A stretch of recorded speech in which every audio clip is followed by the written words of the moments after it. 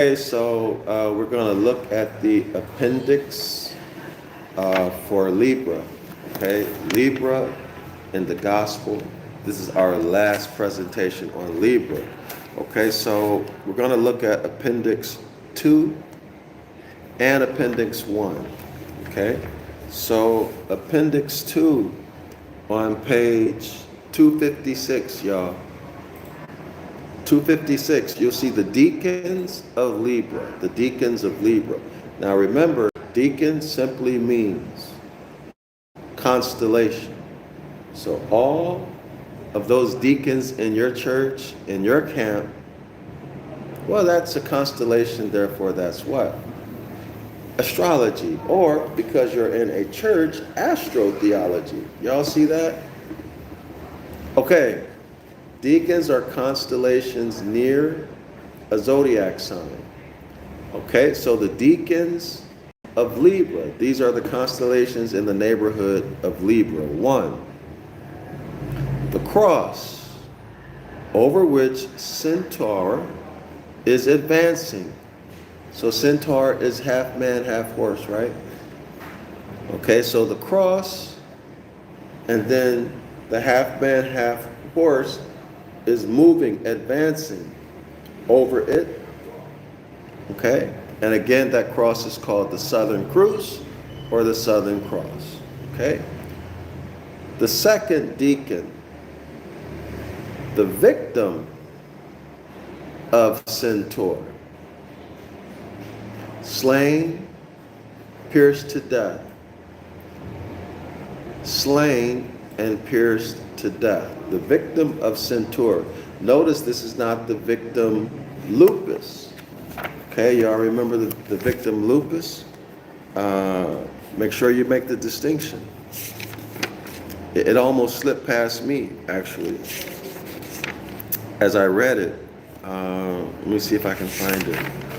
Go back and read it. Lupus is the wolf and the victim. Okay? What page is that on? Let's go back here. I don't know why they didn't put lupus in the appendix. Let me see. Well, y'all gonna have to go back and find it because I don't see it right away. But lupus is another constellation in Libra. Okay, now if you look at the table on page 156, you'll see, okay, maybe they combined these. Let me take a look. So on page 156, it says lupus, the victim, the slain. Okay, lupus, the victim, the slain. You go to appendix 2, on page 256, the deacons of Libra. 1 again is the cross over which Centaur is advising, called the Southern Cross. 2, the victim of Centaur, slain, pierced to death. So that is lupus. Now why they didn't put lupus in there? So Centaur killed lupus. Okay, Centaur, in its meaning as a victim, Centaur, the half man, half horse, kills lupus. Now remember, lupus is also a wolf. So lupus in its version as a wolf is not killed. Okay? Now 3, the third deacon, the crown. Okay? The crown which the serpent aims. Serpent is Hydra, y'all. The serpent is Hydra. The constellation Hydra. The serpent is also the dragon in the book of Revelations. Okay? The crown which the serpent aims to take. Right? So the dragon wanted to take the kingdom, right? In Revelation. The crown which the serpent aims to take, called the northern crown. So we have the Southern Cross, we have lupus, and then we have the northern crown. All right, y'all? So these are the deacons of Libra. All right. in Appendix 2. Now let's go to Appendix 1. Appendix 1 on page 238. Appendix 1 on page 238. Okay, let's go through it. And there's something really interesting in here. Let's see how many of you actually catch it. So I'm going to read it. This is the subheading Libra. Okay? Libra, the balance, is the sign of the autumn equinox, when day and night are equal. So you will remember that when day and night is equal, that means justice. That means no inequity, no sin. Okay? So Libra is associated with relationships and marriage, and has been called, quote, the sign of cosmic reciprocity, end quote. Its ruler is Venus, the goddess of love. The Greeks called it zugos, the yoke. So zugos means the yoke. And in Egypt, it was represented by the goddess Ma'at. Libra was represented by the goddess Ma'at. The Greeks called Libra zugos, okay? So in Egypt, Libra was represented by Ma'at, who judged her dead, weighing their souls in the balance. Those who passed her test were said to be, quote unquote, light-hearted. Those who failed her test were said to be, quote unquote, heavy-hearted. Its deacons are the cross, the victim, that's lupus in the role of a victim, not lupus in the role of a wolf, and the crown. Now let's go back and analyze this. All right, let's do some analysis here. Libra in the balance is the sign of the autumn equinox. So Libra is the sign of justice. Okay, let's continue. Libra is associated with relationships and marriage. Now, when we go back to the text, if you recall from the other presentations of Libra in the Gospels,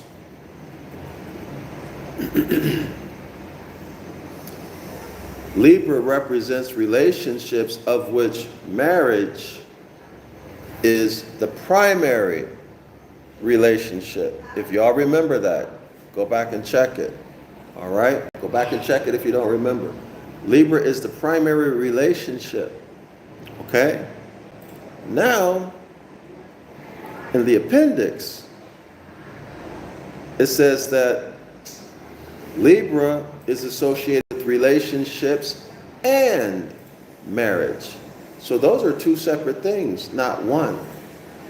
In the chapter, they said it's one thing, one relationship, of which marriage is the primary relationship. Here in the appendix, it's saying that it's associated with relationships and marriage. That means they're separated. Y'all see that? They're separated. This is important, and here's why. Here's why. Libra is associated with relationships and marriage.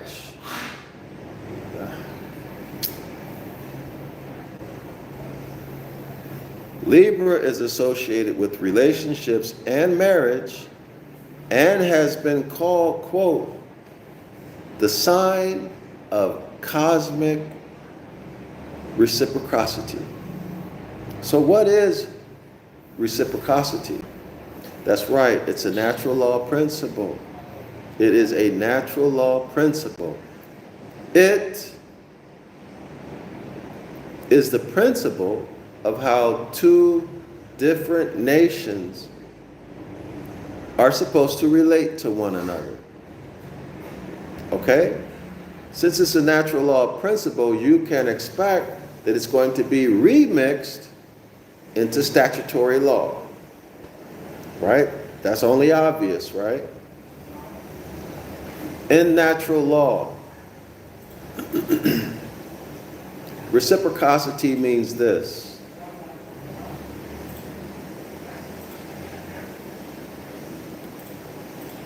What you do in my nation, if you're a foreigner, then my kinfolk from my nation can do in yours the exact same. Whatever privileges or benefits, anything that we give you, you reciprocate by giving us exactly the same. 12 hours of light, 12 hours of darkness, justice. Equal amount. Y'all see that? No imbalance. You do exactly the same performance. Everybody see that? That's natural law. But in the statutory system, the remix, and how do we get to statutory? That's something in itself. But in the statutory system, it's going to work like this. And I'm talking about in North America, the U.S.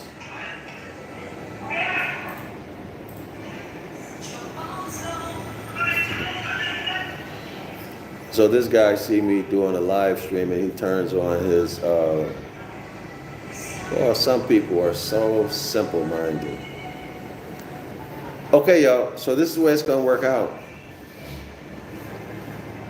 In the statutory system, they're going to say that the foreigner has to show proof, and the burden is on the foreigner to show proof that in his nation,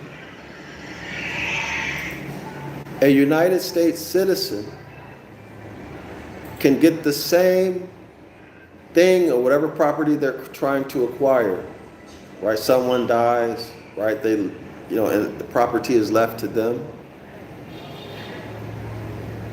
Or however, that property is going to be passed on. They need to show that in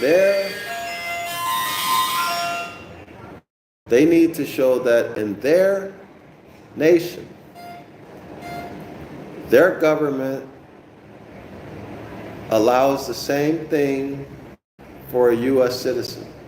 If they cannot show that, let's say they don't have, let's say in the case that the two are exactly the same, in the U.S. and in another country. Well, they're exactly the same. Let's say the person doesn't have the money or the time, or for whatever reason, he can't get the information. Well, guess what? The state, let's say state of New York, will take the property. They're going to escheat it. Yes, they're going to escheat it. Okay, so the burden is on the heir. The burden is on the heir to show that a U.S. citizen can get whatever he's trying to get in his country. Y'all see that? So it's an excuse to escheat, to take people's property. Now let's say if it's not the same, if it's not an equally reciprocal relationship, the state, say the state of California, they're going to take the inheritance called SG. They cannot take it. Y'all see that? The inheritance cannot be taken from you. Now, can you voluntarily give someone access and use to it? Yes. Can you contract it away? Yes. You have a right to contract. But do y'all see this? This is the reciprocation in nature. and the remix in statutory law. I hope y'all see the difference. So what is this getting at? Well, let's take it a little bit further. The goddess Ma'at who judges the dead. Libra in Egypt is the goddess Ma'at who judges the dead. Who are the dead? Well, they can be physically dead, right? But they can be civilly dead. Civil leader mortus, in which case you have no, let me repeat that. Your right as the inheritor, your right as the heir, rather, has been taken from you. Not taken from you, but you've given it up. Right? You've given it up. Y'all see that? Now they can escheat you. What about with the Greeks? The Greeks called it zugos, the yoke. Well, we know that the Greeks did the same thing, right? The Greeks and the Romans, they did exactly the same thing.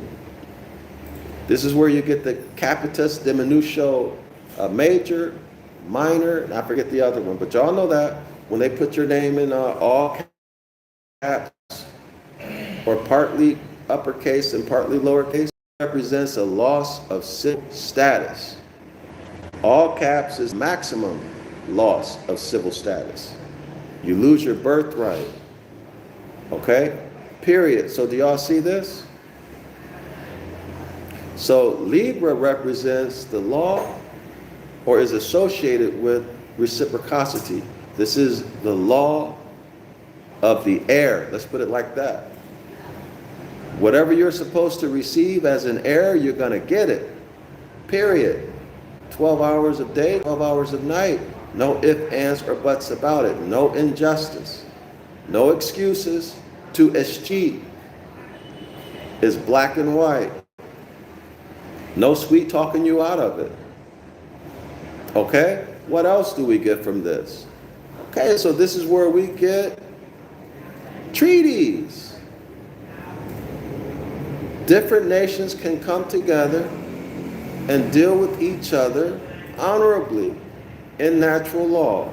Do no harm. That means don't take more than what you get. Right? Reciprocity. So the treaty will be what? Always fair. Always fair. No need to argue, no need to fight. Right? So this is international law we're dealing with. Y'all see it? This is international law. How one nation deals with another in commerce. This is reciprocity. The governing principle is do no harm. And don't rob somebody of their nationality. Okay, now that was covered up by the word reciprocity, but y'all go look it up in a law dictionary and then put two and two together. Okay? The remix is the law of reciprocity, not the law, but the statute governing reciprocity, where they find a reason to escheat you. Okay? If you're escheated, what does that mean? That means you're in the world of the dead. All right? Civilly dead. Okay? Civilly dead. Islam to all the Moors. I'm Dr. Yasapa from Zion Law School. If you want to support my work, make a donation or contribution, whatever you want to call it, to my Cash App, $DrYasapa, and my PayPal, which is paypal.me/Zion Law School. Also, subscribe or enroll in any of my classes. The links are in the description area of this video. And also buy my books. I've written several books on ancient Ibaryath. All of the things that you see me doing in terms of working with these documents and presenting from these books, I've learned this stuff through ancient Ibaryath, all right? So that information and those skill sets are available for you. So take advantage of them, subscribe, enroll, buy the books, okay? And support my work if you feel it in your heart to do so, especially the project where I'm going to rewrite the book of the law back into ancient Ibaryath. Some of y'all call it Paleo Hebrew. I'm going to remove the lies, the deceit, the deception, the mythology, and I'm going to add back everything that was taken out. And I know that because it's in the original language. Okay, that's how I know, plus my knowledge of other topics. Okay, but all of that will be there. There'll be no ifs and guesses. Everything will be there on the page for you to be able to understand exactly what's going on in that book. All right? Natural law, concepts, and principles will be put back into the book, and also the signs that tell you who you are in terms of your nationality, your nativity, will be put back in the book, along with the mechanisms that are used to oppress us. All of that's there, y'all. Islam to all the Moors. I'm Dr. Yasapa from Zion Law School. I will see you all in the next presentation.